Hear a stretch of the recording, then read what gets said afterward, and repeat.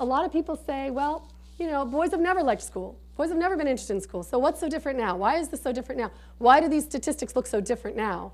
And my argument is, well, there are at least 3 things that I've seen in the changes in schools that are pretty important to understand in terms of the changing statistics. So the first is our zero tolerance policies. And basically, I'm not objecting to the notion of having a zero tolerance policy. I think we should have zero tolerance policies. I'm not advocating for bullies. I'm not advocating for kids who want to bring guns or knives to school. That's not my position. However, I've seen the implementation of some of these policies create significant problems and barriers for boys. And one of the places that I see that often is in their writing, is in boys' writing. And Ralph Fletcher has a wonderful book called Boy Writers Reclaiming Their Voice. And there's also a wonderful video called Raising Cain, if you've never seen it. It's a wonderful film. And in the Raising Cain video, there's this preschool that they focus on. I think the boys are 3 and 4, girls and boys are 3 and 4. Very good teacher. She sits down with the boys and girls individually, one-on-one, and writes down their stories. At some point, a little boy tells a story about horses being killed.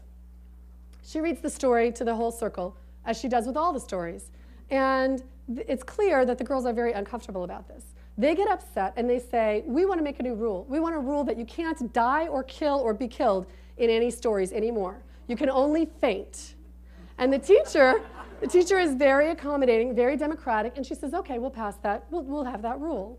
So here's this little boy, and it's a very, you know, it may feel uncomfortable to some of us, but it is a natural psychological progression for a young boy to have a violent fantasy life. There's nothing wrong or bad about him. He's not going to grow up to become a Columbine killer just based on that development, because that's a normal psychological stage for a young boy. But we go ahead with this rule, and there's this moment where the young man who wrote the story about the horses being killed returns to the teacher's table to try to tell her his next story. And he's clearly struggling, looking all around the room, and just sort of, he doesn't know what to say to her. And he's trying to tell her a story, but it's clear that every time he wants to tell something, he's coming up against this rule, right? And she says, you know, I've never seen you struggle with trying to tell me a story before. This is the first time I've ever seen this happen for you. And he says, yeah. And she says, is it because of the rule that you can't die or be killed in any of your stories? And he says, yeah, no.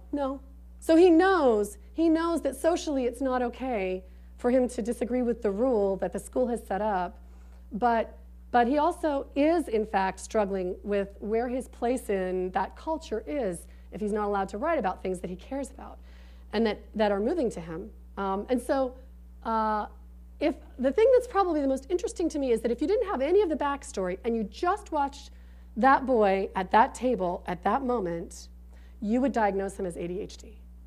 If you didn't know all of the cultural back that goes with that, and you came in and you were the school counselor and you were doing an observation, I would have diagnosed the kid as ADHD. He's looking all around, he won't concentrate, he won't respond to prompts, he's off task 90% of the time, so you would diagnose this child as he needs Ritalin probably. The reality is, in this case, he's really struggling with who he is in the classroom culture. His culture has been rejected in one of the most clear examples that we have, and he doesn't know where he fits anymore. He doesn't know how to operate anymore. So he's struggling. That happens when they're 3 and 4, not when they're 13. It may happen also when they're 13 and 14, but I know for sure it's happening when they're 3 and 4. So by the time they get to college, the fact that they're playing video games at that point isn't the cause of their disinterest in college, right? It happened when they were 3 and 4 and 5 and 6 and 7, when they were told to start to learn to read at age 5 instead of developmentally appropriate age 8, things like that, right? So the zero tolerance policies have to be watched very carefully. Are they being administered in a way that is sending the message to the kids that your culture isn't okay here?